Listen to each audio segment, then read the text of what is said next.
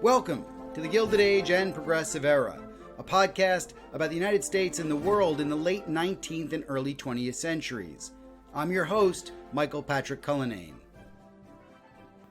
Over the last 5 years, we've been talking a lot about statues, probably more about public memorials and commemoration than we have in the last 25, 30 years. And historians have been at the vanguard of that conversation, especially about Confederate monuments. Scholars have spent a great deal of time reframing Confederate heroes as Civil War traitors, and many of us have long advocated that those statues of soldiers, people like Robert E. Lee or Stonewall Jackson, should come down across the nation. This has had a knock-on effect. Slavery sympathizers like South Carolina Senator John Calhoun have had their monuments removed. Roads and buildings have recently been renamed. Confederate battle flags have long been a source of insult, and they've come down from places. And holidays that pay tribute to the Confederacy or its agents have been canceled. Action is being taken. This traction for change today encourages us to also consider the motives for erecting such monuments. Why did they go up? Who put them there? How have they lasted for more than a century? During the Gilded Age and Progressive Era, more than any other period in American history, communities commemorated the Confederacy. The period saw widespread growth of plaques and statues, symbols and signs, memorials that were artistic and utilitarian. And that says something about the period and the ideas of the time. Memorials are much more than static reflections of the past. They tell of power in society. They project our values as people, and not only when they're erected, but into the future, like a mnemonic reminder. They tell stories, they curate history, they offer invectives, parables, myths, and metaphors.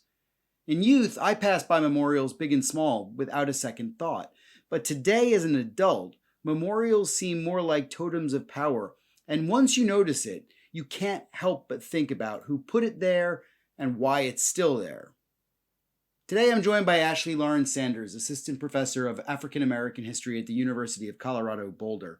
Her ongoing work explores the legacy of the Civil War, the commemorations of the Civil War, and how those acts of memory generated a culture that fostered the lost cause mythology. Ashleigh's work grapples with the ways that memorials and commemoration communicate ideas of race from one generation to the next. Our increased awareness about culture, symbols, and statuary makes her work more important than ever before. The conversations that we're having about statues to slave traders in Bristol, or about tyrannical Belgian monarchs or Italian rapists, all of that begins really, I think, with the push to topple Confederates in the United States. In other words, the American debates have reverberated around the world. Thanks so much for joining the show, Ashleigh. Thank you. Thank you for having me. Well, it's a pleasure to have you, not least because this is a topic that we've been talking about for ages, it seems like, Confederate statues. But really in the last, 5 years, this has really picked up momentum. And I thought that we would start off with a sort of baseline question about history and about sites of memory, because not all listeners will be as well versed as you and I might be in that topic. How do memorials play a part in our culture? Oh, that's such a good and complicated question.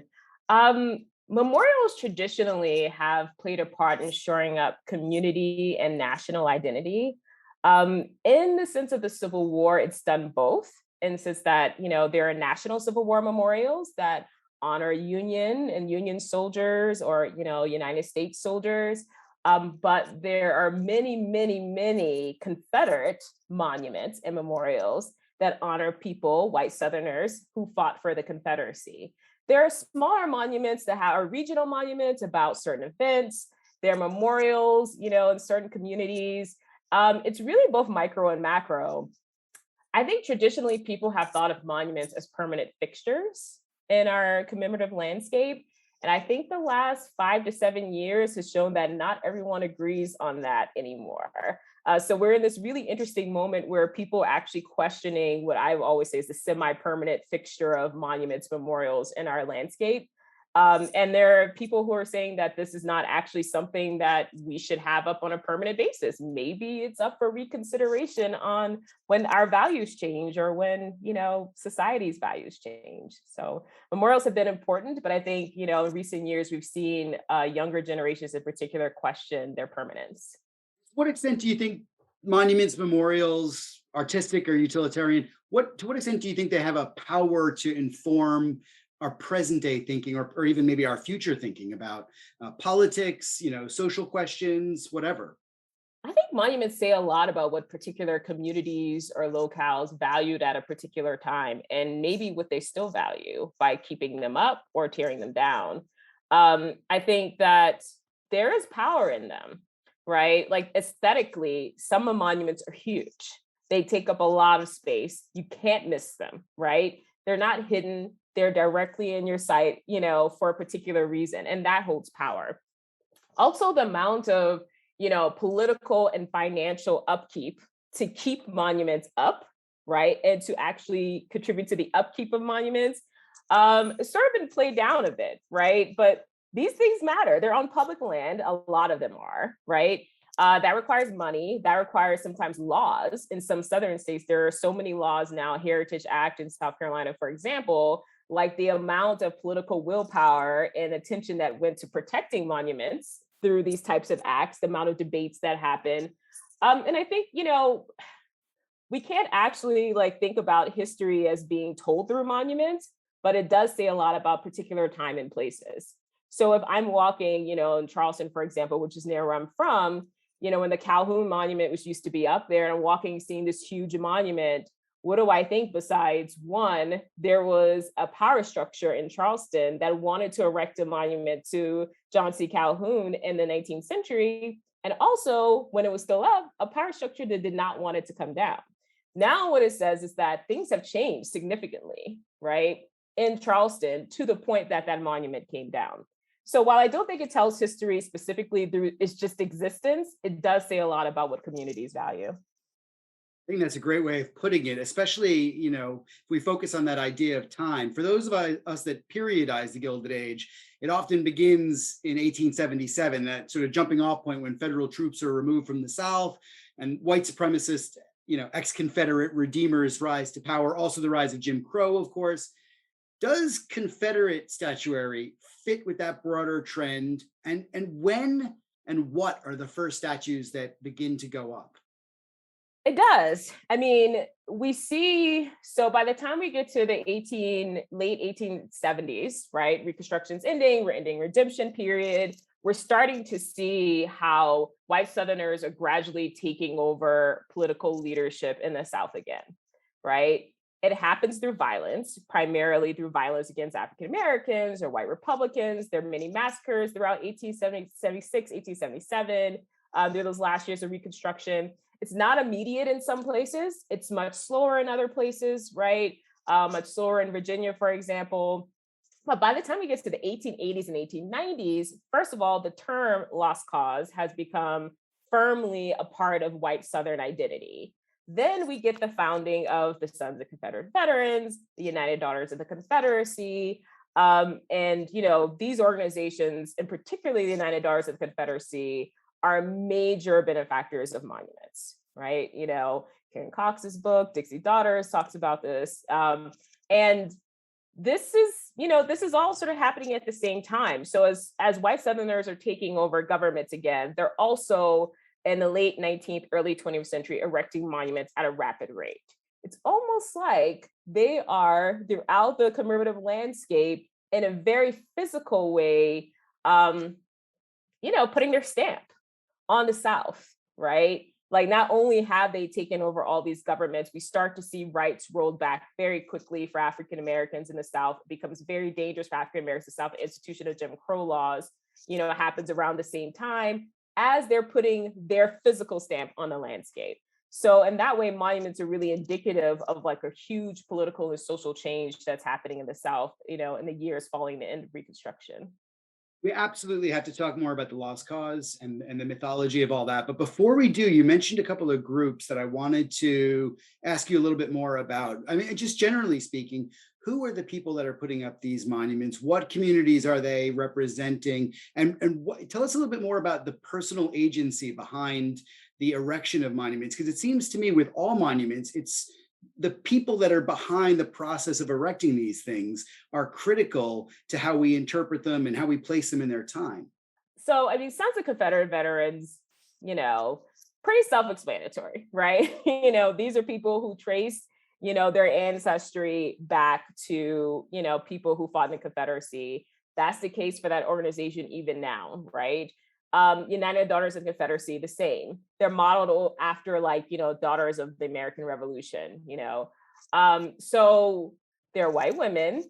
They're often middle class, upper class women. They're part of what's a larger club movement during this era as well, women's club movement, right? So we see women's clubs emerge all across the nation during the same time period. So you have to understand United Daughters of Confederacy is part of that also.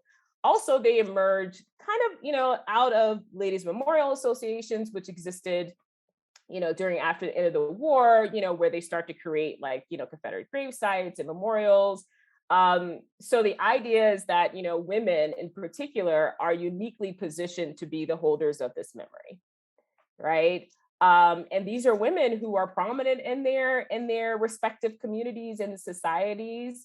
Many of them write histories themselves. Many of them have connections to local governments, to historical societies, which are being founded all across the South during this time period. They have immense power, and they see their connection in particular to children as being paramount, because children are how, all these ideals of like the old South and all the lost causes and mythologies are going to be passed along to generations. So primarily, at least in the UDC, you see it as sort of like a middle class phenomenon, right? So, I mean, you can say that people of, people who may be working class may to subscribe to some of these beliefs as well. But the type of woman that's involved in a women's club, period, even outside of the UDC, is a particular woman of a particular class. But of course, that means they have immense influence, right? So they can get the funding, right? They can fundraise, they can help get the local funding, they can get these laws passed to get these monuments erected. Like all of this matters.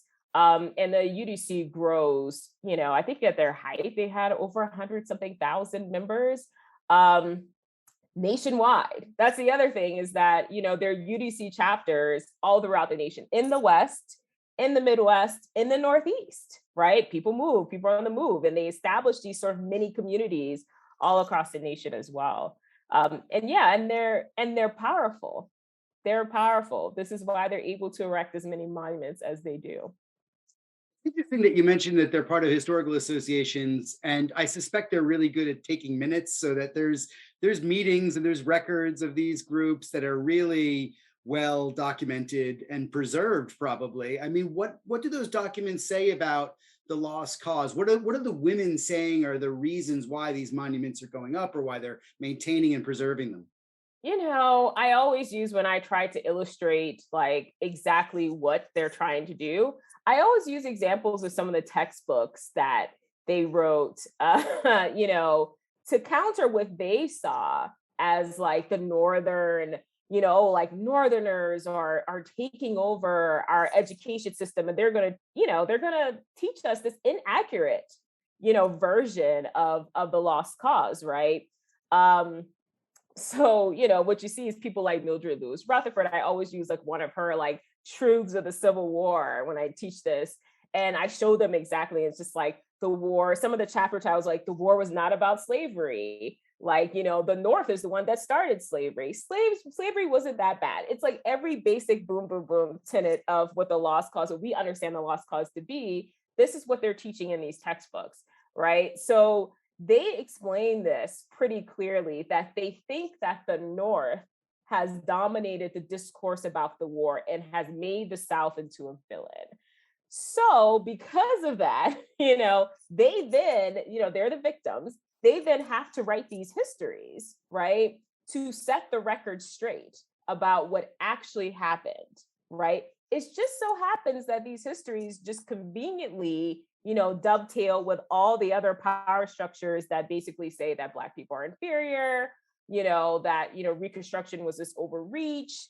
There is some symmetry between what, some people like Rutherford is putting out, along with what we're seeing from the Dunning School, right? So there's symmetry in this sort of non-academic history. Like academic historians don't get off scot-free in this time period either, right?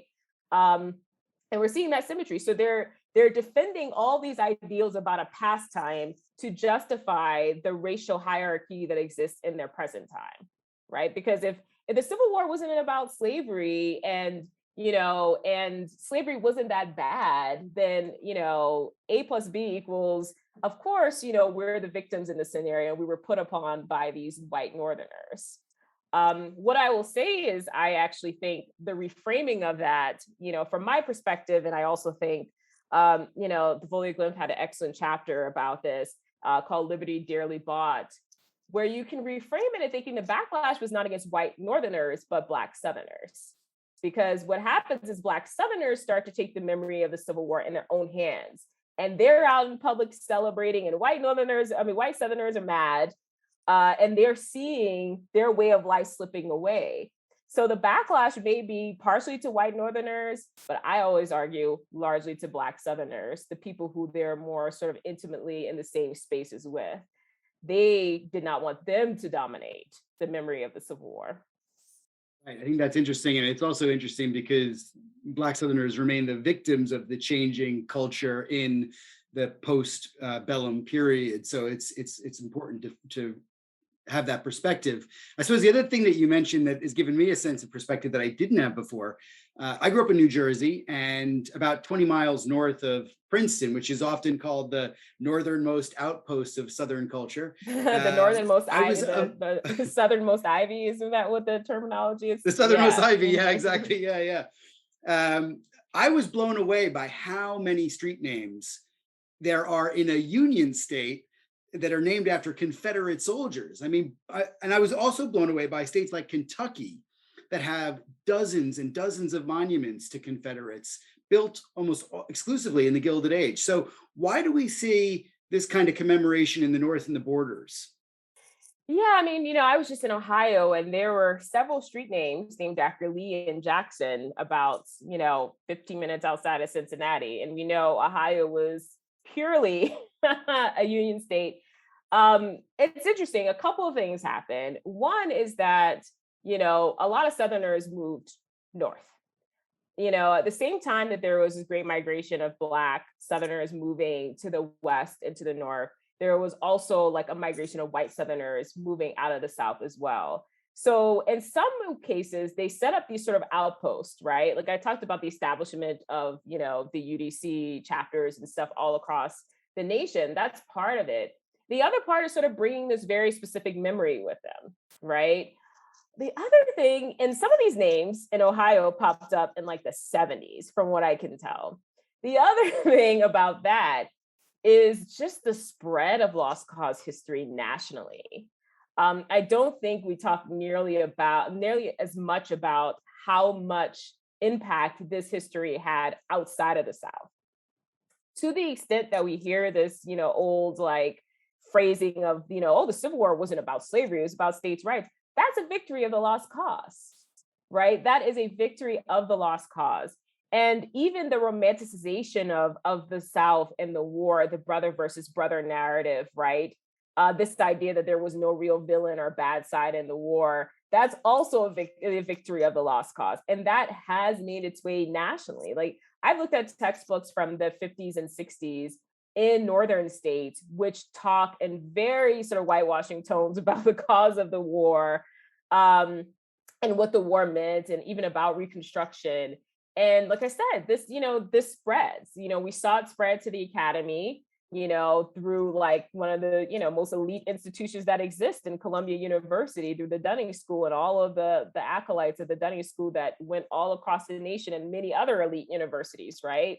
So this spreads on so many different levels. So by the time that we even get to the late, 20th century, I think historians are still battling what is not just a Southern phenomenon, but a very real nationalization of the lost cause, which, by the way, is exactly what African Americans feared would happen when they saw, like, white Northerners being oohing and ahhing around Birth of a Nation and all these other like films, in the early part of the 20th century. I mean, that's the thing that gets me. I can understand to a certain extent why in the 1960s, Robert Cook's book about the centennial celebrations of the Civil War give this revival to the lost cause through monuments and memorials and commemorative activities. But the Gilded Age still seems like a period that's so. I mean, the Grand Army of the Republic is still holding events on a regular basis. The veterans are still alive, and yet you see this commemoration up north. It's mind-boggling. And I wondered, were there protests? I mean, were communities actively protesting the erection of Confederate memorials? Oh, absolutely. I mean, I think the most notable one most people talk about, and I write about him too, is John Mitchell Jr. in Richmond, who's writing just as the early parts of Monument Avenue are going up in Richmond, the Lee Monument being the first among them. And, he writes a series of articles just kind of calling out the danger of what's happening, describing the fact that um, at one of the ceremonies for the monuments, he saw more Confederate flags than American flags, and warning about lifting Lee up to the same level as, say, George Washington, right? Like saying this country has founders, and we're putting Lee up on the same sort of level as a George Washington. And even in the 1870s, in newspapers, you start to see people like Frederick Douglass actually using the terminology lost cause and calling it out directly and saying, this is dangerous. Lost cause is dangerous. And, when the states start to change their constitutions and add in all these Jim Crow laws in the late 19th, early 20th century, we see a lot of people saying, this is the lost cause in action, right? And saying that, what these people sought was a return to slavery. Now, that might seem like hyperbole, but for people who are just a few decades removed from slavery, this is a real fear, right? Like they've seen how quickly their rights could evaporate after this sort of, as Du Bois's brief shining moment, right? What he says about Reconstruction. They see how quickly things can evaporate. So, and they name the lost cause as part of those dangers, right? So there's a contemporaneous, as a lost cause is rising, the terminology, is rising even before the establishment of these Confederate legacy organizations. We see African Americans simultaneously protesting, calling it out, trying to, attack the idea of funding, using this sort of moral suasion argument about what it means to praise the Confederacy, what it means about, the United States to praise the Confederacy. And they're warning about it. Even some of the histories written in the 1880s about the Civil War sort of allude to some of the false ideas that the lost cause is starting to put out, is starting to be successful putting out into the mainstream. Yeah, I think it's incredible. Were any of the sort of Union memorializers, like Grand Army of the Republic, or states up in the North where there's not that white terrorism that African Americans would have faced in the South, at least to the same extent. Obviously there's still plenty of terrorism, Right. and still lynching too, but not to the same extent. But also there's white Union commemorative groups. Are they protesting monuments and memorials? Are they kind of going out of their way to say that this doesn't jive with history? Yeah, I mean, I see in my research that the GAR does in some instances. I mean, it's difficult because in the South, the GAR is like, there's like segregated posts of the GAR. There's like Black posts for like Black Union veterans. And we do see like some Black GAR posts talking specifically about monuments, but also about like white Southern memory, what white Southerners are saying about the war. We also see some, Black veterans in particular calling out white Northerners for erasing Black contributions to the war as well. Later on in this time period, by the time Birth of a Nation comes out, there are GR posts that actually protest Birth of a Nation, that say that Birth of a Nation is dangerous. So we do see that. I think it's difficult though, because GAR is very complicated. On the one hand, it is an interracial organization. On the other hand, civil rights wasn't Black people's civil rights wasn't paramount for many people, many GAR members. And then we also have just this culture of reconciliation reunion that exists as well, right? So we get these like blue-gray reunions. The Gettysburg Reunion, as I think Caroline Janney points out, was not as, everyone wasn't as, you know, all together as some of the accounts like to make it seem, right? There were a lot of veterans who were very angry and still very bitter about the war. I think, her book, Remembering the Civil War, points that out. But the fact that there is this idea of reunion, right? Like the idea that veterans, like white veterans in particular, are coming together, to basically put all the wounds of the past behind them, right?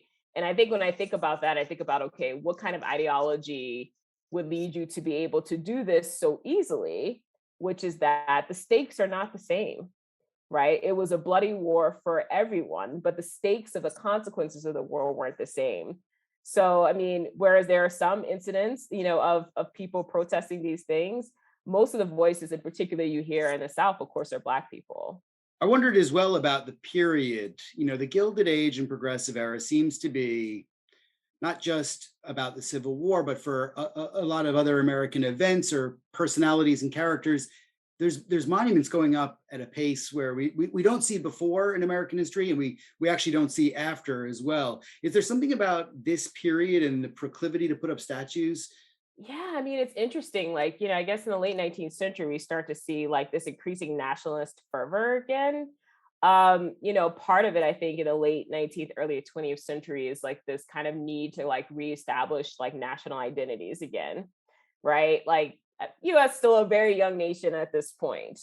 And there's also just this kind of movement that monuments in particular are like the way to like shore up national sentiment. I always talk about George Washington Williams, who's Black veteran, a lawyer, diplomat. He did everything, as is the case of many people during this time period. And in his history of Black soldiers in the Civil War, he devotes like the entire last chapter to how there should be a monument, right, to Black soldiers. And he actually says, like, oh, stories and songs are fine, but the way you teach history is through monumental brass, right? Like he said, and he like talks, I think he talks about like the French putting up monuments, and he like makes this sort of like transnational argument about how like monuments can like be the way to cement a particular narrative. And I've thought about that a lot, and about, just as you said, this time period, even beyond just the Civil War, being this time period, people just really believed that this was the way to shore up, to cement certain narratives, right? Like he says, in brass, to cement narratives in brass, but also once we get to like, the Spanish American War and the Philippine American Wars in late 19th century, early 20th century, there's also kind of like this, this sort of battle about like masculinity and maleness. And, there hasn't been a war, we have a whole generation of men who haven't fought in wars. And what do we want to remind people of?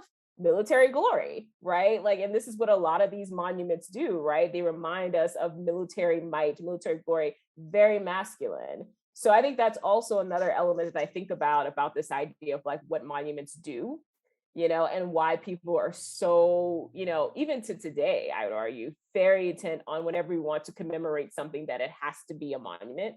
Like it has to be something like physical, tangible, and it also has to be very masculine. So I think when we're getting into this sort of manufactured crisis of masculinity in the late 19th, early 20th century, right, in the Gilded Age and Progressive Era, the erection of monuments is sort of part of that, right? Monuments have a very masculine tone to them. They want to remind, Americans of their sort of masculine past. So I think that's another reason why we see a lot of monuments erected during this time.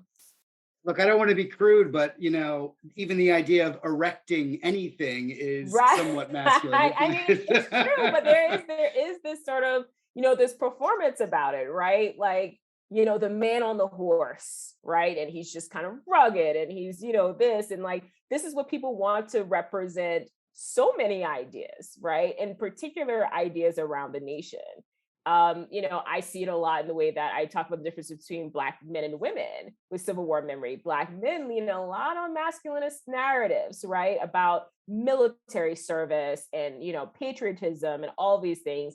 Black women's narratives are a little bit more inclusive, of like enslaved men and women who weren't soldiers, or women's experiences during the war in particular, which are very unique, right? But they don't also shore up this idea of like the ideal male citizen, right? So you even see that with Black people sort of, memory of the Civil War during this time period.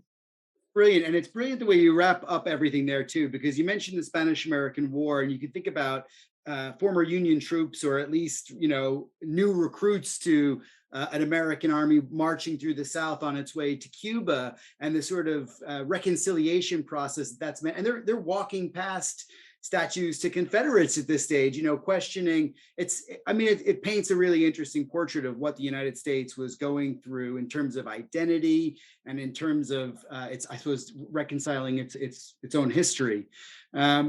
If you had to pick a couple of statues to talk about, to highlight to people that are listening as really good examples of, how you can tell the story of the lost cause through these memorials, which ones would they be? Ooh, well, I think the Lee Monument is really important in Richmond, which of course has since, come down, because, it sets off, it's at this important time period, like it's 1890, right? And then it sort of sets off then what becomes a very dominant part of the landscape of Richmond, right? That it's just, this 1890 turning point, which is such this essential time period in the history of Virginia, right? They still have Black politicians in Virginia during this time period. It's like it's a change. It marks a change, right? And it happens over the next, I think it's like the next 10 years or so, where they populate the rest of that avenue with these huge statues. And what it's meant for understanding, I think there's a reason why everything was sort of focused in on Richmond and their monuments, because it's kind of set the standard for understanding monuments in the rest of the country in a lot of ways. I think the other one that I would actually point to was either of the Nathan Bedford Forrest statues, right? Because that says a lot about the fact that those statues were up as long as they were. In Tennessee, knowing what we've known about Nathan Bedford Forrest for as long as we have, the statues still being up and the defenses of these statues. And some of these statues, I think one of them went up in the 1990s. Don't quote me on that. It was recent. It was recent that the statue went up. I think it was like in the mid 90s or late 90s. That tells a story too. First of all, it's a really ugly statue. I'm just saying, I'm putting it out there. I don't know if you've ever seen it, if you've ever seen his face on that statue. It's ridiculous. Like, it makes no sense. But also, I always tell people statues are still continually went up. I don't know if any have gone up in the last few years, but by the late 2000 teens, they were still going up, in sort of, different municipalities, et cetera. So what does it mean that in 1990s, we know the history of the KKK, right? We know that Nathan Bedford Forrest led a massacre at Fort Pillow. We know all these things, right? This is established history. Not many people would disagree with this history at this point. What does it mean that that statue goes up in the 1990s? Right? I think it says a lot about how not quickly this has been happening. First of all, how rapid the last 5-6 years have been. I think we kind of have to sit back and be like, wow, this has been a crazy and amazing last 5 years as far as dealing with commemorative landscape. But also, it was as recent as like the late 90s where we had people erecting statues of people who were KKK leaders and led massacres during the Civil War. So, I think those two statues to me tell a really important story, as do just, some of the battles over the generic statues that still exist, which is a question I get all the time. What do we do with a statue that's just two, Confederate soldiers? It's not Lee, it's not Jackson, it's not, Beauregard. And, I think that those statues exist everywhere, the common soldier statue. And I don't think it's as complicated a question as people want it to be, but I think it points to what people think about the war, which is that we still think we need to honor one side of the war, right? That there was a sacrifice made that's worth honoring for those soldiers. We wouldn't think that about any other war. So even still, we want to have the Confederacy be a part of the United States, right? Even though they deliberately seceded, we want to see them as part of the narrative of the United States. That to me is the only reason why you would defend having a statue of just a generic Confederate soldier up, because you think that those soldiers were still part of some sort of American narrative. I mean, they were, but they weren't. Yeah, they were on the losing side, right? I They were mean, on the so losing side of a civil war, right? Like, and yeah. civil wars happen, US isn't unique. So you think about all the countries that have had civil wars over the last 200-300 years. Are they erecting statues to the sides that lost the civil wars? I don't know. I think that, we have this sort of, because this reconciliation reunion does happen as messy and as, not finally tied up as it does happen between the white North and the white South. So I think those statues also tell an important story about what we value, and how people still can't quite let go of the Civil War as this fratricidal conflict, right, between brother versus brother, and that everyone came together as this family at the end of it. Like, that's a narrative that people are still attached to. Says a lot about how we curate the past as well, doesn't it? I mean, we had a recent debate in Ireland about a memorial and whether names of English soldiers that died should be put alongside Irish soldiers. And again, like you said, the Confederates lost, the English lost, and the Irish won, and the Irish are seen as the heroes of that memorial. So why are you putting English names on it? That debate hasn't finished, and the debate in the States is even more complicated than the one in Ireland. How do we curate that? How do we get to the point where we can really talk about reconciliation, where we can understand legacy in a way that is going to be more about healing rather than division? How do we get there? And I'm not saying you have the answers to all those questions, but I'd love to hear what you think.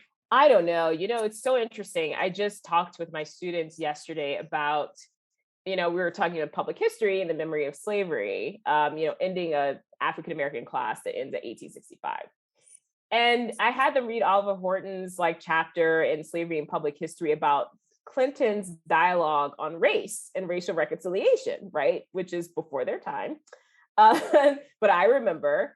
And one of the things that Horton kind of gets at is, how can we have a national dialogue and then even have reconciliation if we have no historical context for what we're getting into? And that's what I always fall back on. Before there's any sense of reconciliation or even a dialogue, people have to know the history, right? And they do not, is what I figure out every single day, is that people don't really know this history in full. One, they do not know the extent that Black people participated in the Civil War, self-emancipated, that Black people were the ones who changed this war into a war about emancipation, right? It was not going to be a war about emancipation.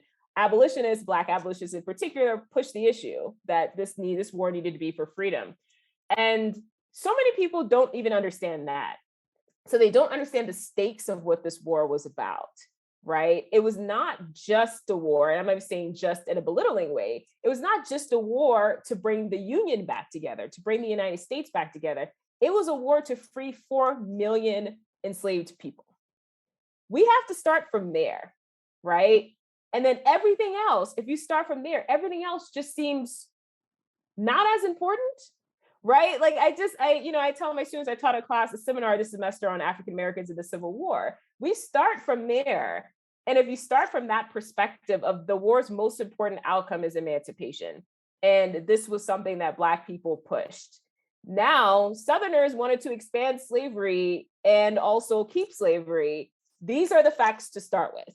Now, let's think about how we understand a landscape of who we honor and who we're praising based on those two simple facts. It can't be defensible. You have to go into some sort of illogical loops about protecting history and this really generic terminology to make it make sense, right? And I've heard that argument, we don't want to tear down history. I don't think people say that as much anymore, but it was still a really common argument. I'm like, we will still learn about Robert E. Lee. Last time I checked, there were still books being published. So, I was like, I think that we have to start with those facts. And when we get to those facts, maybe we can all come together around what we really want what we want, if anything, on a commemorative landscape based on those facts alone. Because I want to see people defend continuing having Confederate monuments up, even the generic soldier ones, based on the fact that the entire institution of the Confederacy was founded in the need to keep 4 million people and more is what they wanted enslaved.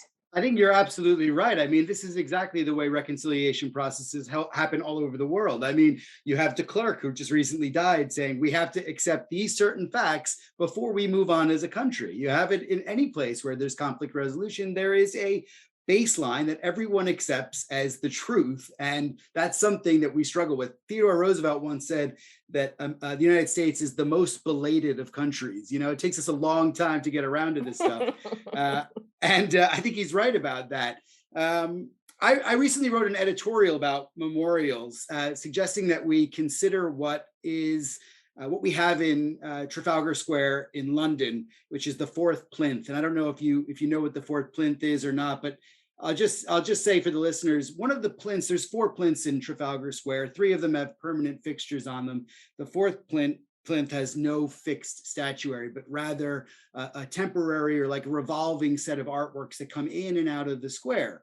For me, that's a great idea. I love it. I love the idea that we reimagine the past over and over again. And I just wondered if you had any ideas on how best to reimagine not only our most controversial sites, but even our most like accepted, and we're quite happy to have this one here, but what do we do with it? How do we curate it for the present? Right. I mean, I think two things. One, and I think you probably saw my tweet on this. We are so attached to statues and monuments. We are too attached to statues and monuments. I don't know if that's a sacrilege thing to say as a historian, but it's my true belief is that so many conversations and like just upset around, when someone removes a statue as if like it's the end of the world, right?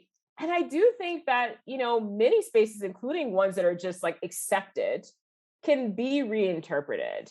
I'm not a public historian. I think there are some creative people that have thought through these things, including having interactive exhibits. One is that, statues just kind of exist on their own normally, right? There may be a plaque there, and then that's it. And either you read the plaque, which I don't think a lot of people do, they just see the statue, and you just see the statue and its power, which is why I also have problems with contextualization. I think a better thing is to have something that's going to pull people in, right? Something that's more interactive, something that's not just like this aesthetic thing to look at, something that requires people to think through their own ideas about certain historical events, right? Their preconceived notions that challenges it, something that's targeted to all ages, from children, up to adults. And I think, I've seen creative sort of like interactive moving exhibits that do these kinds of things. I've seen like current monuments sort of surrounded with contextualization, like a temporary sort of contextualization attached to it, that I think are useful. But yeah, I think we need to move from thinking that, even erecting more monuments is a solution. I think that we need to think about other ways if we want to, commemorate anything. I'm more about ideas than people at this point. I think hero worship is what, yes, brings a nation together. I do know that and admit that. But I think that it's dangerous because it leads to the idea of actually taking away the humanity from these people, to the point that we reduce them to the ideas that they may have, championed, but they did not represent in their personal lives. And I'm talking about the founders in this respect. That, once we have a statue of Jefferson, the statue of Jefferson's going, oh no, democracy is dying. And it's like, like actually, we can't have Jefferson represent democracy, right? Jefferson is a person, an important person to this nation's history, but he's one person. So even when it's so-called a positive ideal, or even when it's people that I like and respect, I often am a little, what can we represent through this person other than just their lives? And their lives are complicated. And if we want a future where we're not taking down statues constantly, which is not a future I necessarily oppose, if we want that kind of future, then we need to think about other ways of representing so-called ideals that are not through individuals. And I know we're a very individualistic society, we're not that different than a lot of other nations that we have national heroes, right? Um, but are national heroes fixed? I don't think they're as fixed as statues are either. So, I think that should change. I think our ideas about people that, are heralded should change and evolve as we learn more things and our society values different things, better things, right, than we valued before. And there's opportunities for that. I think you brought up a good point about this sort of like this having this shifting, something that kind of comes and goes. Maybe, have a term limit on a statue or a monument or memorial, right? Maybe you come together and you reassess a memorial that you put up 10 years before. I think about the Emancipation monuments, the ones that were in Boston, which was removed, and then the one in DC, which is still there. And that was, at the time, there were people like Douglas who were like, wait a second, this is awful. But yet still the defense has been like, oh, Black people fundraised for this and, et cetera, as though that's not what they wanted. But maybe if there was some sort of idea of like every few years people came together, it's like, do we still want this monument up right now? Rather than it's been up since the 1870s, we can't take it down. Like, that's not the way to think about it, I think. And I think engaging history constantly is what we do as historians. And I think the disconnect is that, and we're not as connected to the public, is having the public engage in history in the same way. That was going to be my last question, but you've already answered it for me, is what do we do as historians? Because I think you're right. I think we're at the vanguard of this, whether it's teaching our students or whether it's writing about these monuments in op-eds or just talking, using the podcast, for example, to talk about these things. All of this dissemination and sharing is exactly what I think we should be doing. And I think you're absolutely right about our national heroes. Heroes do historic things, but they're not heroic every moment of their life. I mean, heroes were children at one stage. Heroes do bad things too. And we need to contextualize and curate things so that they not only make sense in their time, but they make sense to us now and I think in the future as well. And so I couldn't agree with you more, Ashleigh. And I can't thank you enough for coming onto the show to share your research. So, and for any of the listeners, the book's not even out yet. Wait till the book is out. Tell us about your plans for publication, or if you're there yet. I'm still revising. I'm hoping to have more definitive plans next year. Revisions have gone very well this semester. Like I said, this has been a good semester for writing, actually. I'm excited about getting it out there. I think, one of the things I'm doing in the book is taking it closer to the present, because what I tell people is that you can't actually understand this moment. This is not as unique of a moment until we think about the ways that Black thinking about the war has evolved and changed. And in some ways, some central elements have remained, which is the central element of resistance and freedom, right? And that's what sort of narrates a lot of like Black people's ideas about the war itself. And so I'm excited for people to read more, and it's been great. The research is gret, and it's amazing. I can't wait to share all of it. So we can't wait to read it all. It's really going to be, I hope, a game changer for how we think about not only this period that's so central to many of the listeners, but also to our present and how we reconsider living with the ghosts of the Civil War, and how we think of it in our memory. So many thanks, Ashleigh, for joining us on the show. Thank you. Well, that's all we have time for. Thanks for listening. You can follow the Gilded Age and Progressive Era on Twitter or on my website, michaelpatrickcullinane.com. Please consider subscribing or reviewing the podcast wherever you listen, because it really makes a big difference and helps direct others to the show. I hope you'll join me again for the next episode.